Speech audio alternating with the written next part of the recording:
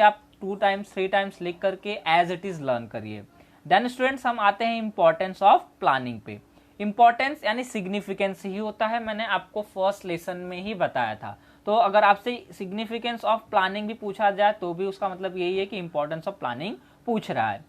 It is the fundamental functions which give an outline about where to go, how to go and reduces the risk of uncertain future with the help of forecasting।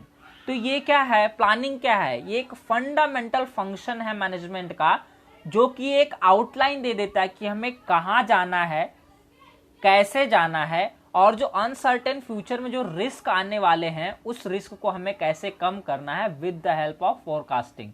Forecasting का मतलब भविष्य बताते हुए, भविष्य बताते हुए मतलब कि भविष्य के बारे में सोचते हुए, यानी कि प्लानिंग कर लेने के बाद हमें पता चल जाएगा कि हाँ ये चीज ऐसे है, इसे इस तरीके से करना है। The importance of planning is as follow, और जो भी इसके इंपॉर्टेंस है प्लानिंग के वो इस तरीके से नीचे दिए हुए हैं। तो सबसे पहला है हमारा helps to set clear objectives. जो प्लानिंग है उसका सबसे इंपॉर्टेंट पार्ट ये होता है कि यह क्लियर ऑब्जेक्ट को सेट करने के लिए बहुत इंपॉर्टेंट होता है। डियर स्टूडेंट्स, जो फर्स्ट वन है helps to set clear objective, देखते हैं इसमें क्या है। तो planning is concern with setting objectives, targets and formulating plans to achieve them. It helps manager to analyze the present condition of the organization and on the basis to identify the ways of attaining the desired position in future। तो dear students, first one ही ये बता देता है कि हमें clear objective रखने हैं, target रखना है, और ऐसे फॉर्मुलेट कर लेना है कि वो जो टारगेट और जो ऑब्जेक्टिव्स हमने सेट किए हैं उसे अचीव कैसे करना है, उसे प्राप्त कैसे करना है।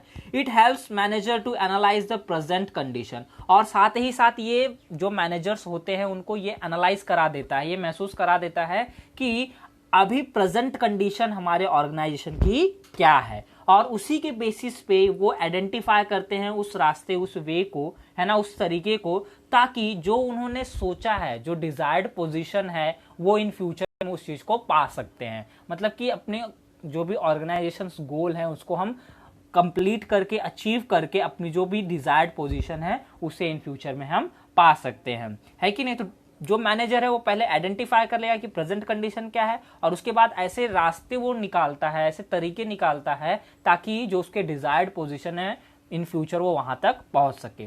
देन सेकेंड वन हमारा है प्रोवाइड्स पाथ ऑफ एक्शन। जो प्लानिंग है वो क्या करता है, प्रोवाइड मतलब देता है, प्रदान करता है, पाथ ऑफ एक्शन, जो भी हमें काम करना, जो एक्शन करना है उसके लिए एक रास्ता देता है। Planning ensures that the goals or objectives are clearly stated। Planning ensure कर देता है कि जो गोल और जो ऑब्जेक्टिव है उनको क्लियरली, है ना, साफ साफ स्टेटेड यानी कि लिख करके रखना है हमें, वो हमारे पास रिटर्न में होना चाहिए कि हमें ये चीजें अचीव करनी है। They act as a guide and they provide direction for doing the right things at the right time with right way। और ये जो प्लानिंग है ये हमें इस तरीके से मार्गदर्शन देता है और वो प्रोवाइड करता है एक डायरेक्शन को कि कौन सा काम, है ना, जो राइट थिंग्स है, जो सही चीजें है, उसे सही टाइम पर सही तरीके से किया जाए। राइट थिंग्स मतलब जो सही चीजें हैं उनको राइट टाइम पे यानी कि सही समय पे, राइट वे में मतलब सही तरीके से किया जाए। It helps employ to know what organisation has to do and what they must do for achieving the goals। और साथ ही साथ ये एम्प्लॉयज को भी हेल्प करता है इस चीज के लिए कि उन्हें पता चल सके कि जो ऑर्गेनाइजेशन है उसे क्या करना है, एंड और what they must do for achieving the goals, और उन्हें क्या करना चाहिए उस गोल को अचीव करने के लिए। तो उसी तरीके से जैसे हमने फर्स्ट वन में देखा था कि वो क्लियर ऑब्जेक्ट दे देता है, तो क्लियर ऑब्जेक्ट देने के बाद वो क्या देता है, प्रोवाइड्स पाथ ऑफ एक्शन। वो एक्शन के लिए एक रास्ता दे देता है कि एम्प्लॉय को क्या करना चाहिए, जो ऑर्गेनाइजेशन गोल है उसे कंप्लीट करने के लिए उसे कौन कौन से एक्शन करने चाहिए। देन थर्ड वन में हमें दिया हुआ है प्लानिंग इम्प्रूव्स परफॉर्मेंस, प्लानिंग क्या करती है कि परफॉर्मेंस को भी इम्प्रूव करती है। It helps manager to improve future performance of employ by establishing objective and selecting a course of action. तो यहाँ पे जो मैनेजर्स होता है ना, इन फ्यूचर जो भी उनके एम्प्लॉयज हैं तो वो उनके लिए एक ऑब्जेक्टिव रख देते हैं, एक टास्क रख देते हैं, और उसके लिए उन्होंने एक कोर्स ऑफ एक्शन भी दे दिया होता है कि आपको इस तरीके से काम करना है। तो इससे क्या होता है कि उनके जो भी इंप्लॉयज उनके परफॉर्मेंस भी क्या हो जाते हैं, बहुत अच्छे हो जाते हैं। It is beneficial for organisation, और जो संस्था है, जो ऑर्गेनाइजेशन है, उसके लिए भी ये बहुत ही बेनिफिशियल होता है। Planning leads to efficient working in the employees, और प्लानिंग इस चीज को लीड करता है कि जो भी एम्प्लॉयज हैं वो इफिशियंट हो जाएं, बहुत ही काम करने में सक्षम हो जाएं। Due to proper planning, the employees can work according to timely guideline, और प्लानिंग की वजह से ही जो एम्प्लॉय हैं वो अपना काम कैसे कर सकते हैं, टाइमली जो उनको गाइडलाइंस मिलेगा, यानी कि कब प्रोडक्शन करना है, कब पैकिंग करना है, कब उसे ट्रांसपोर्ट करके एक जगह से दूसरी जगह लेकर जाना है, तो ये सब चीजें पहले से ही डिसाइडेड होंगी, यानी कि प्लान किए होंगे। तो जो एम्प्लॉयज हैं उनके लिए भी ये चीजें बहुत अच्छी हो जाएंगी और उनको टाइमली गाइडलाइन मिलता रहेगा। This improvement in performance result into higher profitability of the organization, और जो ये इम्प्रूवमेंट है कि जो भी उनके परफॉर्मेंस है, जो एम्प्लॉयज है उनकी अगर परफॉर्मेंस बहुत अच्छी होती है तो इससे क्या होगा कि जो भी ऑर्गेनाइजेशन है उसको जो प्रॉफिट होगा, है ना, उसकी जो प्रॉफिटेबिलिटी होगी, मतलब जो क्षमता है प्रॉफिट करने की, वो ज्यादा से ज्यादा होगी, हाइयर होगी, वो पहले से कुछ ज्यादा होगी। देन हम फोर्थ वन पे आते हैं, तो ये दिया है मिनिमाइज द रिस्क। मिनिमाइज मतलब कम से कम कर देना, रिस्क मतलब कि जो भी रिस्क वगैरह है कि नहीं। अगर ऑर्गेनाइजेशन, हमने पहले भी देखा कि कोई भी बिजनेस हो तो उसमें रिस्क होता ही होता है, तो उसे क्या कर देना, कम से कम कर देना। Planning is based on forecasting technique, planning किस पे बेस्ड होती है, फोरकास्टिंग टेक्निक पे बेस्ड होती है, मतलब फ्यूचर में हमें क्या करना है वो वाली टेक्निक यहाँ पर होती है। It is the process of looking into the future and anticipating the future changes. ये एक ऐसा प्रोसेस है जिसमें कि हम फ्यूचर की ओर देखते हैं और एंटिसिपेट करते हैं कि फ्यूचर में क्या क्या चेंजेस हो सकते हैं।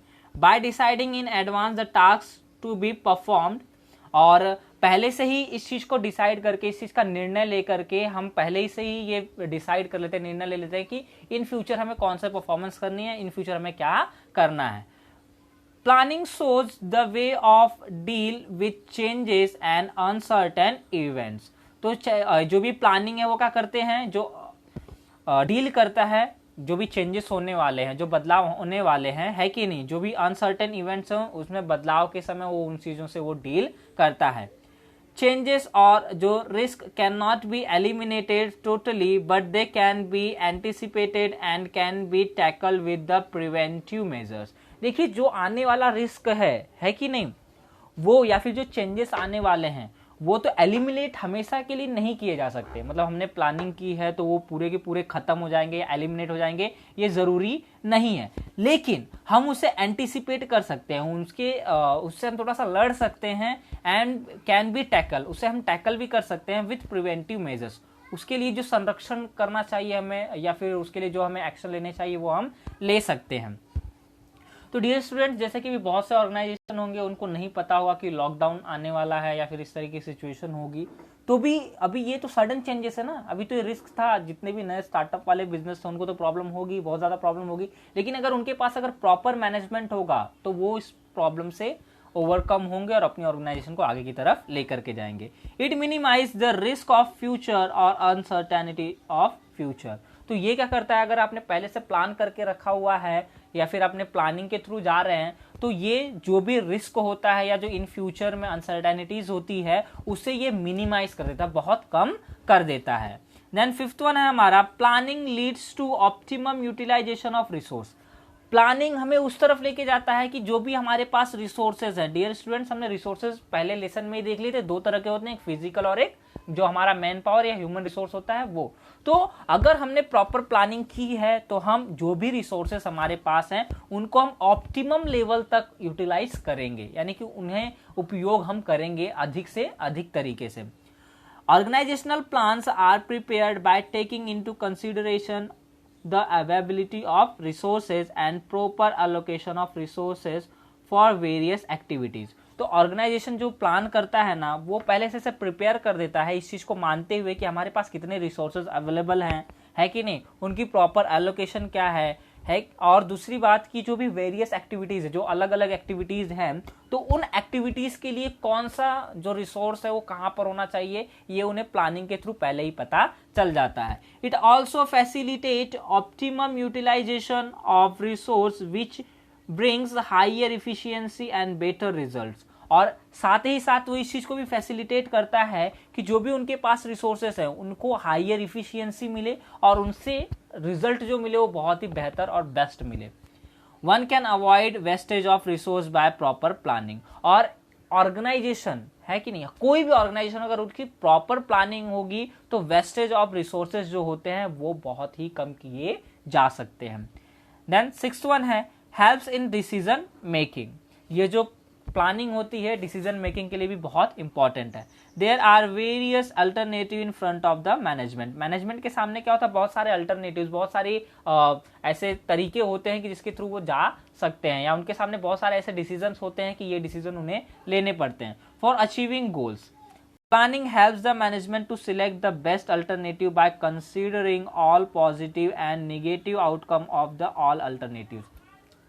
तो जितने भी अल्टरनेटिव्स उनके पास होते हैं तो उसके पॉजिटिव पॉइंट्स और निगेटिव आउटकम जो भी है वो उन्हें प्लानिंग के थ्रू, यानी कि वो एक फॉरकास्टिंग टेक्निक होता है, उनको पहले ही पता चल जाएगा कि हाँ इससे हमें इसका एक पॉजिटिव इफेक्ट भी आ सकता है या फिर निगेटिव इफेक्ट भी आ सकता है। तो इन सब चीज़ों को देखते हुए मैनेजमेंट ये सिलेक्ट कर सकता है कि कौन सा अल्टरनेटिव उनके बिजनेस ऑर्गेनाइजेशन गोल को अचीव करने के लिए ज़्यादा इंपॉर्टेंट है या उसके थ्रू हम वो जल्दी पहुंच सकते हैं। Decisions are taken after selecting alternative courses of action which is defined goal. It helps the manager to take rational decisions। और ये जो डिसीजन है, अगर हमने प्रॉपर प्लानिंग की हुई है तो हमें पता होगा कि कौन सा अल्टरनेटिव कोर्स ऑफ एक्शन हमें करना है जो कि हमारे पास जो प्री डिफाइंड गोल है उसे अचीव करने के लिए। और साथ ही साथ अगर हमने प्रॉपर प्लानिंग की हुई है तो अच्छे तरीके से डिसीजन लेने के लिए जो मैनेजर होता है वो तैयार रहता है और वो सही डिसीजन लेता है। इसलिए ये जो प्लानिंग है हेल्प्स इन डिसीजन मेकिंग भी है। देन सेवेंथ वन हमारा जो इसका इंपॉर्टेंस है ना, या फिर सिग्निफिकेंस है, वो ये है कि useful in setting the standards of controlling. और ये यूजफुल भी होता है कंट्रोलिंग करने के लिए। एक स्टैंडर्ड, एक कहते हैं ना स्तर, एक स्तर के लिए बहुत अच्छा है कि अगर हमें कंट्रोल करना है तो एक उसके लिए एक स्तर स्थापित करता है, एक स्टैंडर्ड वो देता है। Planning is set out standards for controlling. Control करने के लिए ये स्टैंडर्ड भी सेट करता है। So the actual performance can be compared with the standards and manager can find out the deviation if any between the actual and the standard performance. तो planning करने के बाद जैसे कि हमने प्लान कर लिया कि 4 घंटे में अगर इतना प्रोडक्शन होता है, तो अगर एक एम्प्लॉय 4 घंटे में उतना प्रोडक्शन नहीं दे पा रहा है, मतलब कि वो जो एक स्टैंडर्ड टाइम है या फिर जो उन्होंने एक स्टैंडर्ड सेट किया है तो वो उसके अकॉर्डिंग थोड़ा कम काम कर रहा है। और कुछ ऐसे भी होते हैं कि जो स्टैंडर्ड टाइम हमने दे दी है उससे और भी ज्यादा काम करते हैं। तो मैनेजर क्या कर सकता है कि अगर पहले से उसने सेट किया है कि हाँ भाई 4 घंटे में हमें इतना प्रोडक्शन करके चाहिए, तो वो इससे कंट्रोल कर पाएगा अपने जो भी स्टाफ है, अपने जो भी वर्कर हैं उनको, कि हाँ भाई वो प्रॉपर वर्क कर रहे हैं कि नहीं कर रहे हैं, अपना स्टैंडर्ड जो है, जो स्तर है उस पर वो परफॉर्मेंस दे रहे हैं कि नहीं। Such deviation can be bridged by taking controlling steps. अगर मान लो कि कुछ लोग नहीं कर पा रहे हैं, मतलब कि अगर वो प्रॉपर जो उन्होंने स्टैंडर्ड सेट किया अगर उतना काम नहीं कर पा रहे हैं, तो उनसे कंट्रोल करके या फिर ट्रेनिंग वगैरह दे करके तब हमें पता चल जाएगा कि हाँ ये पर्सन, ये वर्कर अच्छे से वर्क नहीं कर रहा है, तो उसके ऊपर कंट्रोल करेंगे, उन्हें कहेंगे कि नहीं आपको भी ये स्टैंडर्ड जो सेट किया गया है उस पर काम करना है। Therefore, planning provides basis for control। और इसलिए प्लानिंग क्या करता है, बेस दे देता है कंट्रोल करने के लिए। It also important for maintaining discipline at working place of organization। और साथ ही साथ ये इसलिए भी महत्वपूर्ण है ताकि जो वर्किंग प्लेस है ऑर्गेनाइजेशन के लिए वहां पे डिसिप्लिन मेंटेन किया जाए, वहां पे आपस में लोग डिसिप्लिन में रहें, अनुशासन में रहें। इस चीज के लिए भी प्लानिंग बहुत इंपॉर्टेंट है। देन 8th वन है facilitate coordination of all activities. और ये क्या करता है, जो प्लानिंग होता है ना, ये कोऑर्डिनेट, जितनी भी एक्टिविटीज हैं सबको ये कोऑर्डिनेट करता है, उनके बीच में सामंजस्य बिठाता है। Planning facilitates the coordination of activities It reduces overlapping among activities. All activities of business organization are closely linked with each other, which is considered in the process of planning. तो जो planning है ना वो coordinate करता है, जितनी भी activities है सबको क्या करता है, सामंजस्य बिठाता है, उनको सहयोग करता है एक दूसरे को, और ये रिड्यूस करता है ओवरलैपिंग अमंग एक्टिविटीज। तो जितनी भी बहुत सारी अगर एक्टिविटीज है तो उनके ओवरलैपिंग को भी ये रिड्यूस करता है, कम करता है।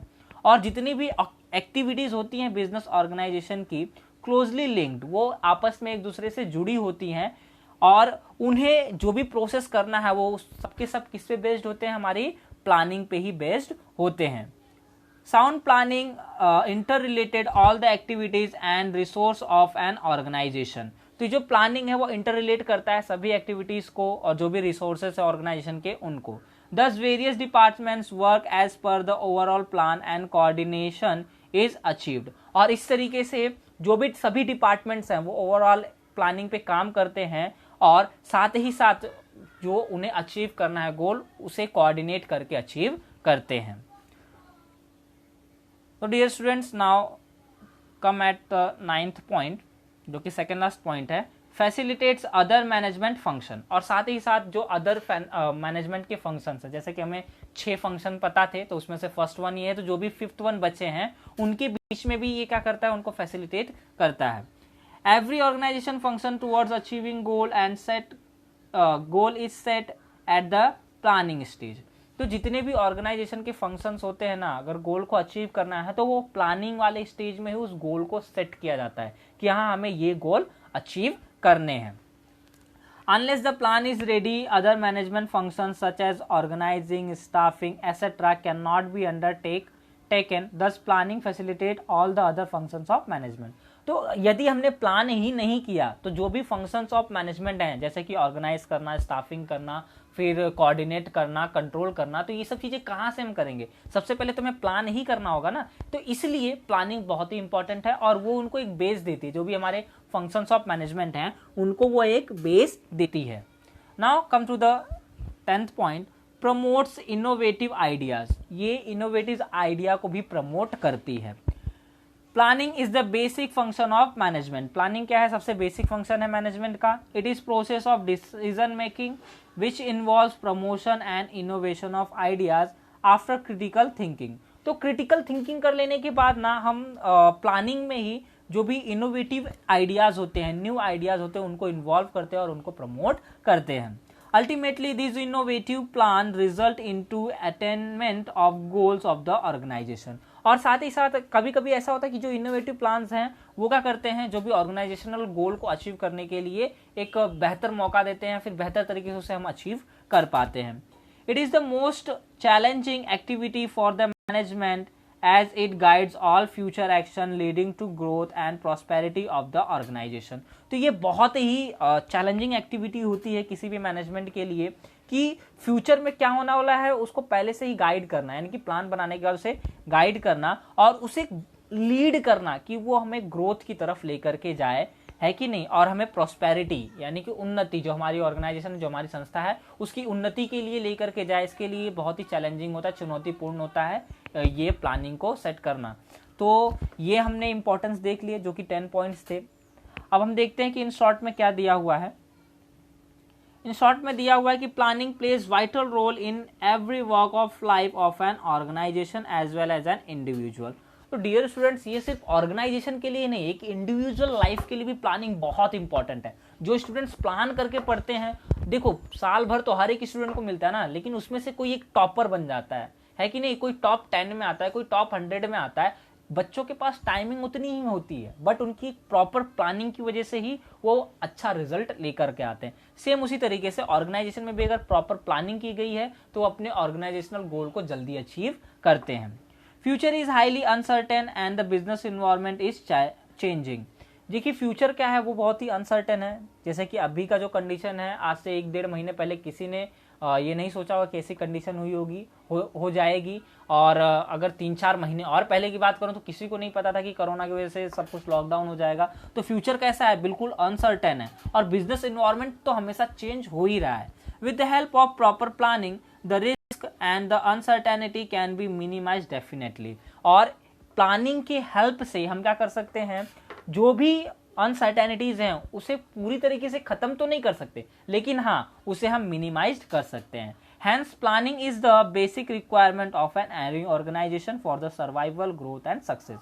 तो प्लानिंग क्या है, बेसिक रिक्वायरमेंट है, एकदम आधारभूत जरूरत है किसी भी ऑर्गेनाइजेशन, किसी भी संस्था के लिए, ताकि वो सरवाइव कर सके, रह सके उस मार्केट में और बिजनेस वर्ल्ड में, या फिर उसकी ग्रोथ के लिए और उसकी सक्सेस के लिए क्या है, प्लानिंग एकदम बेसिक रिक्वायरमेंट है, मतलब आधारभूत आवश्यकता है, ये होनी ही चाहिए। अगर ये नहीं है तो ऑर्गेनाइजेशन ना तो सरवाइव कर पाएगी, ना उसका ग्रोथ होगा, ना ही वो सक्सेस हो पाएगी। तो सक्सेस के लिए, ग्रोथ के लिए, सर्वाइवल होने के लिए हमें क्या चाहिए, किसी भी ऑर्गेनाइजेशन को क्या चाहिए, प्लानिंग चाहिए।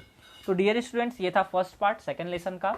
आई होप कि आप लोगों को ये लेसन बहुत अच्छे तरीके से इंटरेस्टिंग भी लग रहा होगा और समझ भी आ रहा होगा। अगर आप लोगों को लगे कि थोड़ा सा और कुछ मुझे इम्प्रूवमेंट करनी चाहिए तो आप कमेंट सेक्शन में बोल सकते हैं, और अगर आपने अभी तक ये चैनल सब्सक्राइब नहीं किया है तो सब्सक्राइब कर लीजिए। हम बहुत ही जल्द नेक्स्ट पार्ट देखेंगे इस लेसन का। तब तक के लिए goodbye and take care.